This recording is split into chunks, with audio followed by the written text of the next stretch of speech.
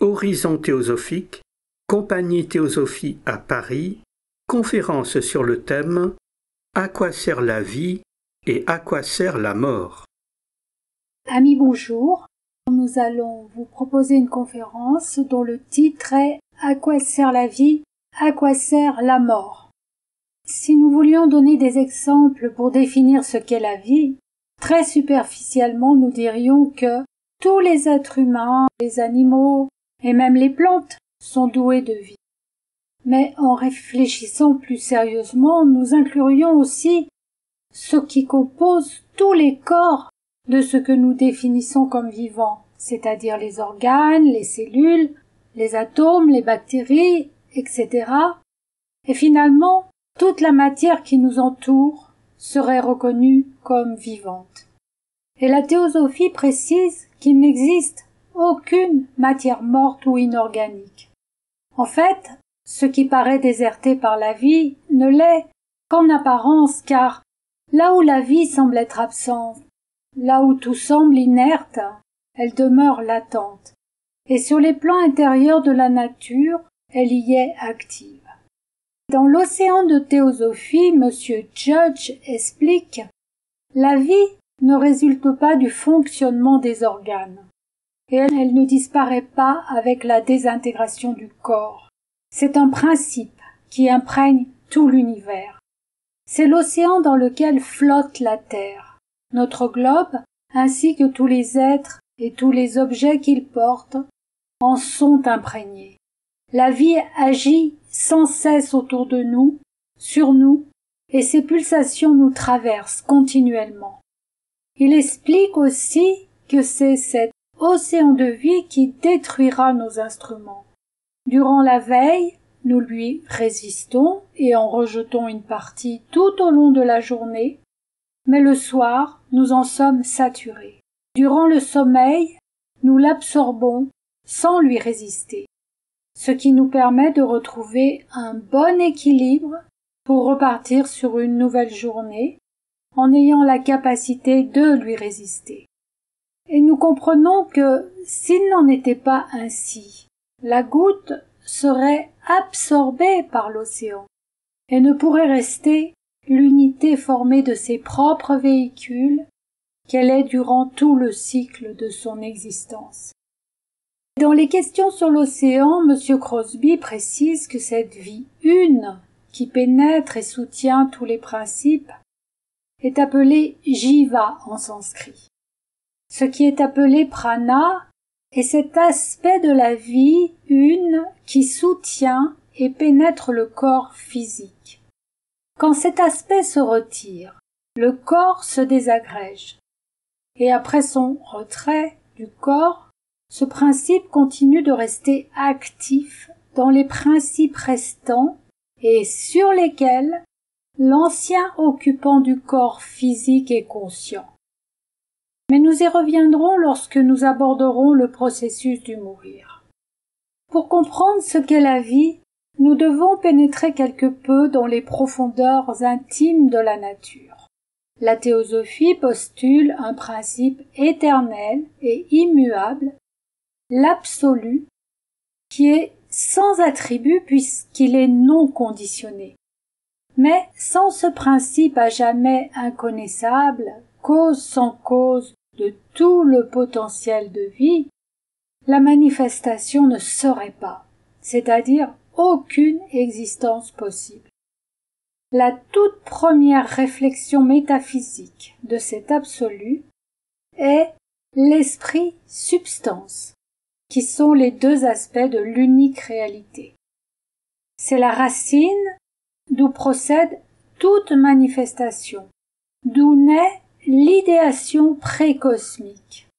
Et cet ensemble constitue la source et l'origine de l'énergie de toute conscience individuelle et fournit l'intelligence qui guide toute la manifestation.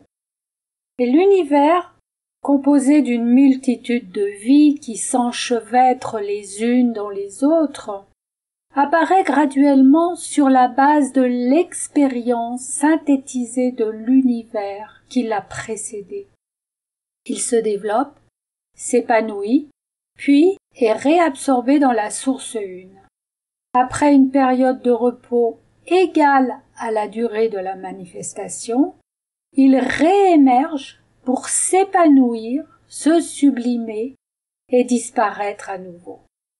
Ceci représente un immense cycle de vie qui succédera à un autre, et ainsi de suite. Et la vie est indissociable de l'esprit, la conscience.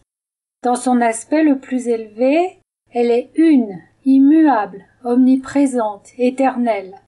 Seule sa manifestation, à travers une multitude de véhicules, eux-mêmes composés de myriades de vies, est sujette à des apparitions et des disparitions.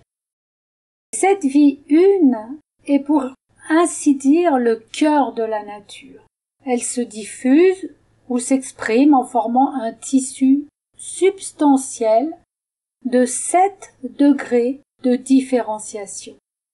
Cet état de substance représente chacun une base qui permet à la conscience de se manifester. C'est à travers ces 7 degrés de substance, de la plus fine et subtile à la plus dense et matérielle, que des formes s'élaborent durant la période de manifestation, à partir d'archétypes éternels et de semences qui résultent de la manifestation précédente. Dans toutes ces formes, il y a la vie. Toutes naissent, s'épanouissent et meurent. Elles sont l'expression temporaire de la vie une, la jiva, qui se déploie de l'intérieur vers l'extérieur, avec une circulation, un interéchange continuel du prana, une interaction constante entre toutes les vies qui enrichit la jiva, et chaque centre de conscience est aussi appelé jiva. Elle représente une goutte dans l'océan de vie. C'est le fil qui nous lie à l'éternité. Avec cette vision, nous comprenons bien que la mort, d'un point de vue plus élevé que le nôtre, n'est qu'une illusion. Elle n'a pas d'existence réelle puisque la vie est éternelle. Mais pour toutes les vies qui forment le tissu de l'univers, toutes ces étincelles et foyers de conscience qui manifestent leur existence à travers des véhicules plus ou moins élaborés et complexes, ce qui est appelé mort marque la fin de leur expérience sur un plan substantiel. L'abandon du véhicule approprié à cette forme d'existence et le passage de la conscience sur le plan immédiatement au-dessus ou au-dessous quand il s'agit d'une redescente.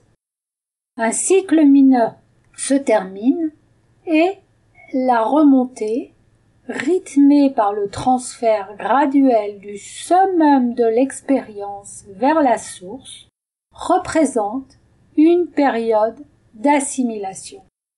Il est dit que ce qui se manifeste en tant que lumière, conscience et force n'est en fait qu'une seule même énergie. Tous les types de forces que nous connaissons, tous les différents modes de conscience et la vie manifestée dans chaque organisme ne sont que des manifestations d'un seul et même pouvoir. Ce pouvoir étant celui qui jaillit originellement du Logos. Nous comprenons que ce Logos est indissociable du Soi universel, qui est comme un soleil dont nous sommes un rayon. Avant d'exister en tant qu'être humain, avant de pouvoir manifester certaines capacités inhérentes aux rayons ou foyers de conscience individuelle, avant de devenir un soi qui exprime la conscience réfléchie à travers un mental, qui réfléchit, analyse les situations en se remémorant le passé, s'impose une discipline avec son pouvoir d'imagination en se projetant dans l'avenir, il a fallu que l'étincelle, la monade, issue de ce grand feu spirituel, passe par l'expérience de tous les règnes de la nature, du plus bas, en passant progressivement par celle du règne végétal, animal, jusqu'à l'expérience humaine. Et ceci à travers une multitude de cycles, se traduisant par une série de morts-renaissances. Dans un futur lointain, pour arriver à l'éveil d'un Dian Shoan, c'est-à-dire un être complètement réalisé, il faudra encore traverser d'autres cycles, passer par une multitude de morts-renaissances, expériences et assimilations. Nous voyons se dessiner le but de la vie manifestée, qui commence de la plus simple aperception, passe progressivement par différents degrés de conscience perceptive, sous l'impulsion naturelle produite par les grandes hiérarchies spirituelles, ou ce que nous pouvons appeler la volonté générale de la nature, et gérée par la loi de karma et des cycles. L'homme, doté de conscience réfléchie et constitué de l'essence de tous les règnes de la nature, va gravir, par des efforts volontaires, tous les échelons de la connaissance du soi, de son petit soi, qui s'élargit au soi de tous les êtres, jusqu'au soi universel. Maintenant, nous allons essayer de voir à quoi sert la vie et à quoi sert la mort. Dans son aspect manifesté, la vie sert à l'expérience et à l'émancipation de l'âme, comme le précise Patanjali. Mais parallèlement à l'épanouissement du foyer de conscience, elle permet le développement de 3 lignes d'évolution dans la nature: le spirituel, l'intellect et le physique, qui s'appuient sur toute l'expérience collective du passé et qui se développent grâce au potentiel de l'esprit. Et cet épanouissement n'aura jamais de fin. Il sera toujours remis sur le métier par un nouveau cycle avec ses conditions changeantes. Nous avons hérité d'un corps physique qui a été élaboré par une hiérarchie appelée l'épitrie lunaire. Lorsque l'évolution se déroulait sur la chaîne septénaire de la Lune, dont il reste juste le cadavre, si l'on peut dire, qui se désagrégera au cours du temps. Cette planète septénaire, désormais morte, a donné naissance à la chaîne terrestre, composée, elle aussi, de 7 sphères, c'est-à-dire 7 degrés de substance et plan de conscience, où l'évolution est à l'œuvre. Dans les réponses sur l'océan, Robert Crosby dit que les pitris lunaires sont cette forme de revêtement physique qui fut évoluée dans la Lune et employée par les égaux qui s'incarnaient sur cette planète. Ils représentent et sont une ligne d'évolution physique. Comme le dit la doctrine secrète, ils sont nos progéniteurs physiques. Nos corps sont la continuation de cette ligne d'évolution physique. Nous comprenons alors que le développement des instruments physiques, comme nos autres véhicules d'ailleurs, se poursuit désormais sur la chaîne terrestre. En fait, les 3 lignes d'évolution, physique ou plutôt physico-astral, intellect ou manasique, et spirituel ou monadique, s'entremêlent. Chacune interagit avec les autres. Dans notre grand cycle de vie, le 4e, à la fin de la 3e race, lorsque les instruments furent suffisamment élaborés, ce fut alors au tour des pitris solaires, c'est-à-dire la hiérarchie des Manasaputras, d'entrer dans cette humanité naissante. Ceux-ci avaient développé leur manas ou mental durant l'évolution de la chaîne lunaire, autant que les cycles le permettaient. Ils prirent alors du service sur la chaîne terrestre, à la fois pour répondre à leur propre karma et pour servir solidairement de guide en apportant, entre autres, les fondements et les besoins nécessaires à l'élaboration de la civilisation. Et en partageant leur essence déjà différenciée, ceci eut pour effet de stimuler l'éveil du manas ou mental d'une partie du flot d'âme qui n'était pas encore dotée de l'intelligence réfléchie, mais qui était prête à la recevoir, nous dit la doctrine secrète. C'est à partir de leur entrée à ce point du cycle que collectivement l'homme est désormais conscient de lui-même, qu'il est capable de réflexion qui engage sa responsabilité. Il est le créateur de sa destinée et doit prendre son évolution en main et ainsi participer à un épanouissement plus avancé du manas. D'autre part, nous devons comprendre que les grandes lois universelles régissent de la même façon le macrocosme et le microcosme.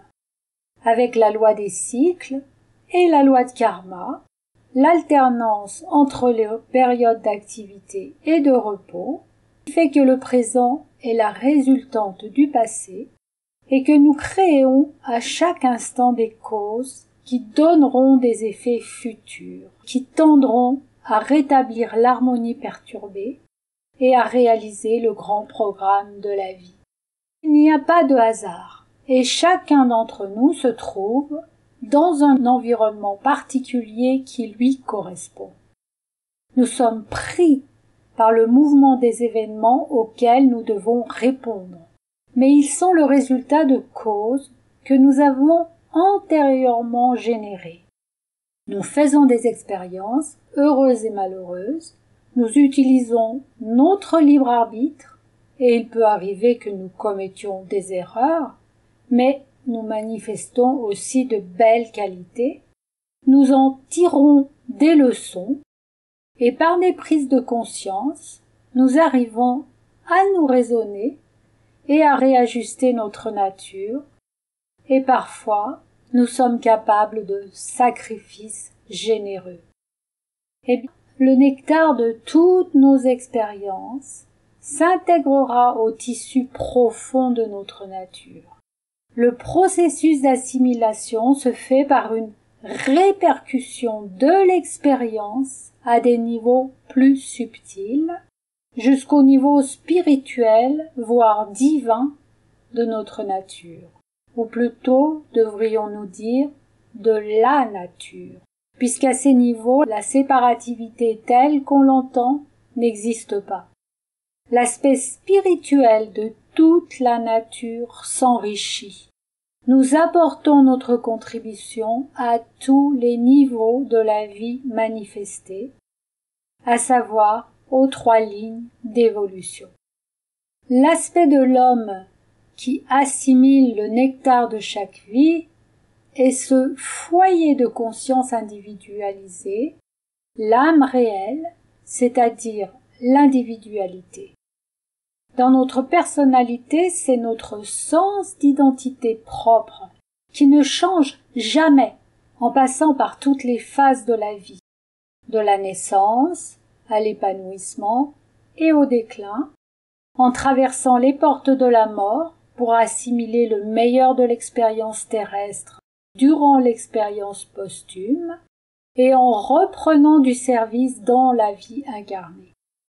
Cette individualité, l'agrégation synthétisée de toutes nos vies passées, l'âme file, est un peu comme un acteur qui quitte la scène du monde physique. Il se défait progressivement de ses habits. D'abord, son corps et le principe de vie prana qui maintenait sa cohésion et sa préservation. L'homme intérieur se retrouve alors dans l'aura lumineuse de l'individualité qui est quasi omnisciente, nous dit Madame Blavatsky, parce qu'elle est un rayon enraciné dans le soi divin. En osmose avec elle, il revoit toute son existence qui vient de s'écouler, dans le moindre détail, non plus comme le personnage qu'il était, mais avec une vision bien plus profonde. Il comprend le sens de ce qui a été vécu et en découvre l'absolue justice, percevant qu'il a été à l'origine de toutes ses souffrances et de tous ses bonheurs. Il perçoit aussi l'implication de toutes ses pensées, paroles et actions sur les autres et comprend qu'il aura, dans le futur, des réajustements à faire. Lorsque cette revue panoramique est effectuée, la théosophie nous dit que la conscience personnelle s'éteint comme une bougie que l'on souffle. Le corps est définitivement abandonné comme un vêtement usé que l'on laisse. L'aspect destructeur de la vie y est désormais à l'œuvre. Les éléments physiques retourneront à la terre. Maintenant, l'âme réelle doit se délester de tous les éléments psychiques de la personnalité qui ne sont pas homogènes au spirituel, à sa véritable nature. Toutes les formes pensées en relation avec le corps, ses besoins, ses appétits, tout ce qui a caractérisé ses désirs égoïstes, personnels, et les tendances inférieures, tout cela est abandonné et s'agrège au corps astral en formant ainsi une sorte de coque vide d'intelligence, mais porteuse d'un type de mémoire lié à la personnalité défunte qui restera dans la psychosphère de la Terre, mais qui finira, elle aussi, par se désagréger, cependant bien plus lentement que le corps physique. Ce processus correspond à la seconde mort. La scission terminée représente la naissance sur le plan du Dewachan. La conscience s'éveille alors pour méditer sur le meilleur des instants de vie, où le cœur et l'intelligence ont exprimé dans les aspirations, les pensées, paroles et actions, tous les grands idéaux du beau, du bien, du juste, de l'amour authentique, etc. Le soi de l'être va revoir tout ce qui a été vécu, mais de façon sublimée, avec l'idéation qu'il avait projetée sur les choses, les événements et les êtres qu'il avait côtoyés. Il va les voir tels qu'il aurait voulu qu'ils soient, tout ce qu'il avait espéré et qui n'avait pas pu prendre forme, tous les rêves qu'il a pu faire vont se réaliser. C'est un bonheur, une béatitude sans mélange, car rien ne s'oppose à la réalisation de tout le beau et le bien qu'il aurait aimé voir s'exprimer sur la terre. C'est ainsi que dans une méditation qui finira par devenir de plus en plus abstraite au fil de la remontée, tout ce qui a été valable de cette vie s'assimilera au tissu permanent de cette âme pèlerine, à son essence. Et lorsque toutes les énergies qui la maintenaient dans cet état de conscience sont épuisées, d'autres attractions se font ressentir qui vont la ramener à l'incarnation. Et c'est dans le milieu le plus approprié à son évolution qu'elle va s'incarner, là où elle a créé des affinités avec d'autres âmes, là où elle a des dettes à solder, une harmonie à rétablir, de l'amour à donner. Et désormais, elle retrouvera le fil du travail qu'elle a commencé antérieurement. Nous devons comprendre que toutes les tendances et les qualités développées dans les vies passées n'ont pas forcément trouvé les conditions adéquates pour s'exprimer dans la dernière vie, et nous nous retrouverons avec un karma en attente auquel nous devrons faire face dans une vie ou une autre. Ce qui veut dire que nous serons remis sur le métier afin de tirer des leçons de toutes les erreurs que nous avons pu commettre en allant à l'encontre des lois universelles, en retardant l'avancée du programme d'évolution de toute la nature. Et nous aurons à réajuster extérieurement et en nous-mêmes ce qui n'est pas en accord avec la loi d'unité, la fraternité universelle. Tôt ou tard, nous finirons par découvrir et comprendre que notre vie a un sens, et nous aurons la possibilité alors de donner un sens plus vrai à notre existence, en accord avec la vie universelle. Est-ce que nous allons continuer à jouer des coudes pour nous faire une bonne place dans la société, garder nos œillères afin de ne pas trop voir la souffrance ailleurs, et profiter de tout ce que nous pouvons prendre à la nature, sans nous soucier des conséquences? Le sens de notre vie n'est pas de vivre plus ou moins égoïstement, en ouvrant son cœur seulement à quelques individus, à notre famille, à nos amis.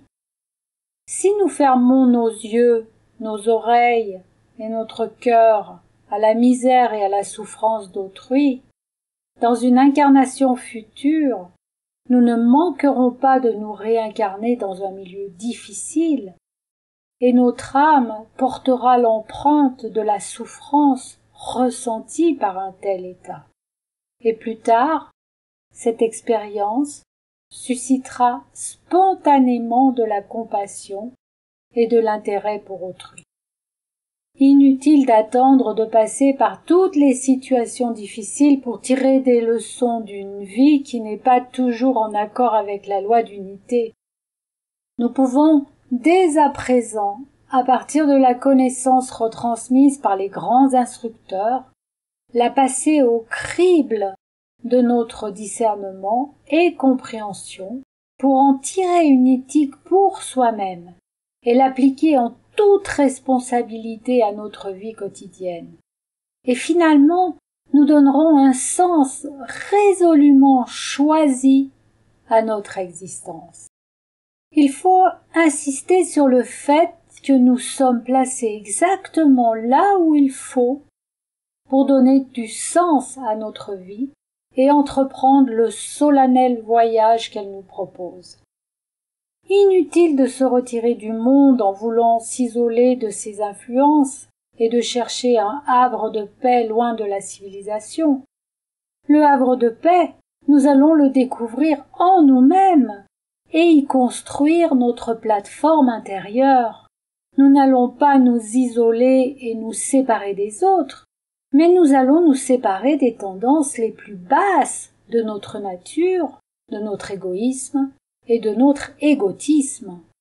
De cette façon, d'une part, nous avançons en réajustant notre direction, et d'autre part, nous participons au rétablissement de l'harmonie collective à travers les liens d'interdépendance qui nous unissent solidairement à tous les autres êtres.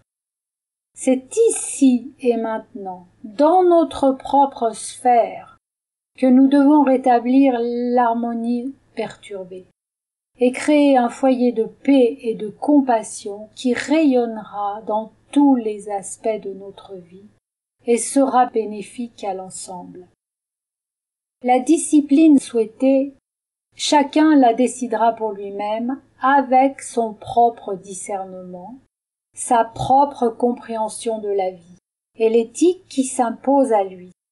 Les efforts délibérément entrepris par chacun engendreront une connexion plus ferme entre la personnalité et l'individualité ancrée dans l'universel, afin d'en recevoir toute la lumière. Cette lumière, qui est nôtre, nous guidera, si nous le voulons bien, pour parfaire nos instruments psychophysique, intellect et spirituel. Ainsi, nous apportons notre contribution volontaire aux 3 lignes d'évolution. Il n'est pas question d'imposer à quiconque des directives pour sa propre vie, mais simplement s'interroger sur ce que serait idéalement une vie dirigée dans le sens de ce que la vie attend de nous. L'un des maîtres de Madame Blavatsky a écrit « Cherchez à entrer en communion et en rapport constant seulement avec le Dieu qui est caché dans le tréfonds de votre âme et qui est appelé la conscience la plus haute. Mettez sans plus attendre vos bonnes intentions en pratique et ne laissez jamais la moindre d'entre elles ne rester qu'une intention. » Quant aux règles ascétiques que nous pourrions chacun nous imposer, inutile de commencer par s'astreindre à des restrictions qui visent notre corps et nos conditions matérielles. Ces pratiques seules ne mènent pas à la spiritualité. Le véritable progrès commence par la purification de l'homme intérieur. Dans un article intitulé « La voie droite », il est dit que l'occultisme pratique consiste à mener constamment la lutte sur le champ du mental et la victoire qu'on gagne dans ce domaine se concrétisera doucement et harmonieusement dans le monde extérieur. En fait, une certaine discipline se répercutera naturellement et trouvera sa place pour modifier nos habitudes de vie, tout simplement parce que nous serons prêts à cela. Idéalement, le sens que nous devrions donner à notre vie devrait être, sinon identique, en tout cas aller dans la même direction que celui des grands maîtres de la vie spirituelle. Le sens qu'ils donnent à leur vie est à l'image de celui des hiérarchies d'êtres qui ont développé leur conscience réfléchie, ou conscience du soi, au-delà du règne humain. Elles participent volontairement et solidairement au grand programme de la nature. À notre niveau, nous devrions nous rendre plus aptes à travailler à cette grande cause qui est l'éveil de tous les êtres, ce qui signifie libérer notre mental de tout attachement lié à l'intérêt personnel, de façon à éveiller le discernement spirituel, celui qui embrasse tous les plans de la nature. Et la connaissance juste engendre l'action idéale, d'où l'étude et la discipline. Mais il ne faudrait pas que les moyens qui nous permettent de devenir un parfait serviteur de l'humanité et de toute la nature, c'est-à-dire la réalisation de notre propre éveil, deviennent le but lui-même et que l'objectif ou le motif soit perdu de vue. N'oublions jamais que le retour à la source doit se faire collectivement. Nous sommes intrinsèquement liés à l'ensemble. Les maîtres, qui auraient pu se retirer dans des états de conscience relatifs à leur éveil, demeurent toujours en rapport avec leurs frères moins avancés. Ils contribuent en toute conscience et responsabilité à leur éveil, collectivement et individuellement, si l'homme a allumé la lumière de son cœur et a atteint une certaine maturité. Nous pourrions dire qu'ils sont comme des parents qui donnent naissance à l'enfant et participent à son éveil pour qu'il s'ouvre à la vie du monde en devenant un adulte à part entière. Tandis que le maître, lui, montre la voie qui ouvre à la vie intérieure et il aide l'homme à naître à la vie spirituelle et à la vie en esprit. Dans un article intitulé « La vie consciente en esprit », il est dit « À moins que l'étudiant ne tente de pratiquer avec persévérance la vie en esprit, il glissera de nouveau dans la sphère des morts. La vie en esprit doit être une vie consciente. Tous ont l'existence dans l'esprit, mais tous n'ont pas l'existence consciente en esprit. Tous les hommes sont dans un état de soi-conscience, mais tous ne sont pas des êtres conscients du soi. Amis, là est résumée toute la voie à parcourir, le voyage à entreprendre. Une voie qui mène au-delà des portes de la mort, car elle passe par l'immortalité de conscience. Un chemin à parcourir sans plus attendre, d'une part pour générer et renforcer le courant ascendant du cycle, bénéfique à l'ensemble, et d'autre part pour devenir plus apte à aider et instruire les autres, ce qui pourrait bien représenter le sens le plus sacré que chacun puisse donner à sa vie. Voilà, amis,